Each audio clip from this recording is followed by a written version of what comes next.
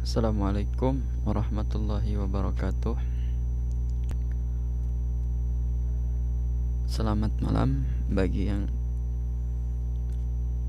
di Indonesia, mungkin ya malam bagi yang bukan beragama Islam. Pada malam hari ini saya mau menceritakan sebuah realita pada zaman dulu, sejarah para sufi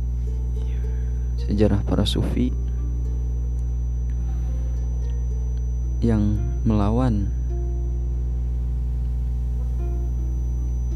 para penjajah Belanda. Dalam arti di sini diksinya saya bilang perlawanan, bukan lagi namanya pemberontakan. Kenapa harus dibilang perlawanan? Karena diksi dari orientalis menyatakan pemberontakan. Itulah yang terjadi sekarang. Perlawanan, contoh dari Habib Rizik ini diartikan pemberontakan. Itu diksi lama yang dibangkitkan kembali pada zaman ini. Padahal ketika itu jelas-jelas Belanda menjajah total wilayah Banten sampai terjadi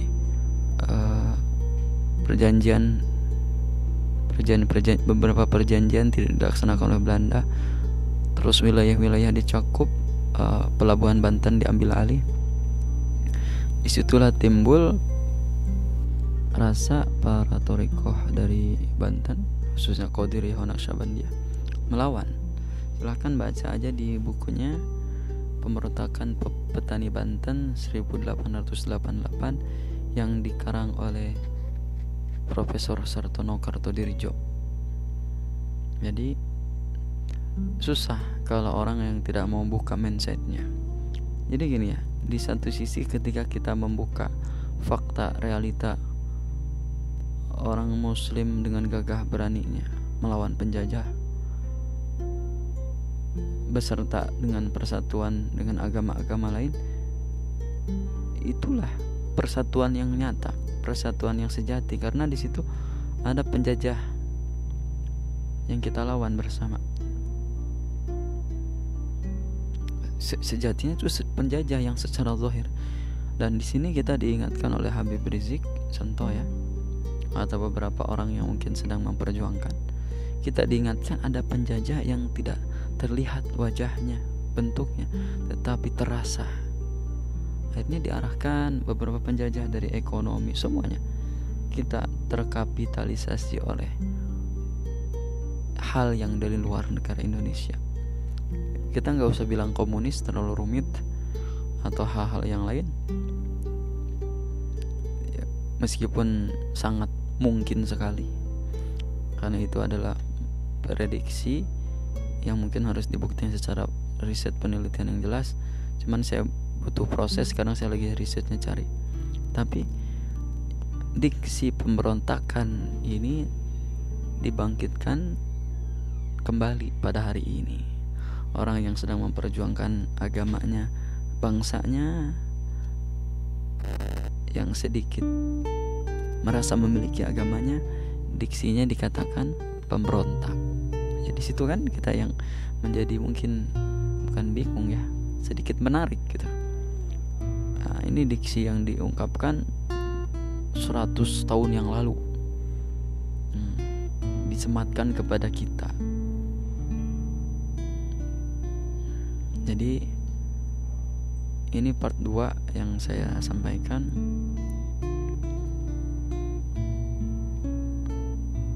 Persatuan kaum Indonesia ini memang sangat-sangat sekali, emang faktanya banyak. Kita juga ada peran dari non-muslim, sangat. Dan kita di situ tidak pernah mempermasalahkan agama. Gak ada. Karena agama itu menurut kita adalah sebagai panduan dalam konsep berkehidupan. Makanya diatur Dan pada saat itu tokoh lain yang tiba-tiba muncul mencuat dari kaum Tionghoa berserta Arab, mereka ikut andil namun menyerahkan kepada bangsa pribumi asli, karena sepertinya sejatinya kebanyakan masyarakat yang korbannya itu jadi pribumi. Namun kita dapat mentor pribumi ini adalah bangsa dari keturunan Arab. Gitu. Mungkin kita bisa juga faktanya bangsa mentor perdagangan Arab dan Cina juga ada. Cuman faktanya mentor dalam merubah mental bangsa, dalam hal ini sosial, politik, dan budaya, Arab berperan sangat besar. Contoh, dari bahasa yang disematkan dalam Pancasila, adil, adab, majelis, musyawarah, itu bahasa Arab semua. Budaya itu dalam bahasa. Dan memang sudah diceritakan oleh beberapa tokoh bahwasanya memang bangsa Arab berperan dalam penyebaran budaya, agama, dan mencakup yang bersangkutan dengan itu. Mungkin bisa masuk ke wilayah politik, karena politik Indonesia akhirnya dipengaruhi oleh syariah. Syariah itu dari agama-agamanya yang berasal dari Arab dulunya. Jadi kalau kita simpulkan, sekarang itu ada beberapa kelompok yang tidak bertanggung jawab ingin memisahkan antara pribumi dan Arab, padahal pribumi dan Arab adalah satu. Kenapa? Karena dulu guru-gurunya pribumi adalah Arab, guru-guru agamanya,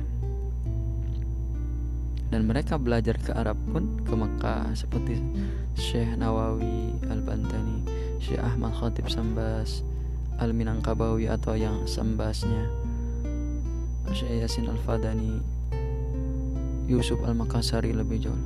Mereka berguru kepada wilayah Haramain sekitaran daripada Jazirah Arab Timur Tengah, dari mulai Afrika Utara, Kufah dan lain-lain, dan itu tidak bisa terelakkan.